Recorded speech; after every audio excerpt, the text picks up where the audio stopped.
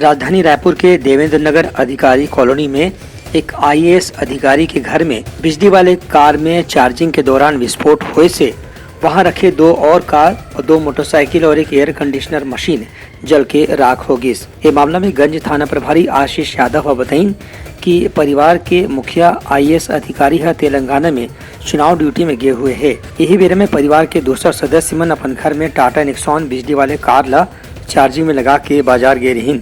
Charging के दौरान car में विस्फोट होने से कार जल के राख हो गए। धमाका अधिक ज्यादा बड़े रही से कि बाजू में रखे 2 कार, 2 मोटरसाइकिल और एयर कंडीशनर मशीन भी जल के राख हो गए। घटना के सूचना मिलते ही अग्निशमन दल के कर्मचारी मन तत्काल वहां पहुंच गए रही। करीब 2 घंटा के मेहनत के बाद उमन आग पर काबू पा लीन, लेकिन तब तक के 3 कार, 2 मोटरसाइकिल और एयर कंडीशनर मशीन जल के राख हो चुके रही से। ब्यूरो रिपोर्ट उत्तलंगा न्यूज।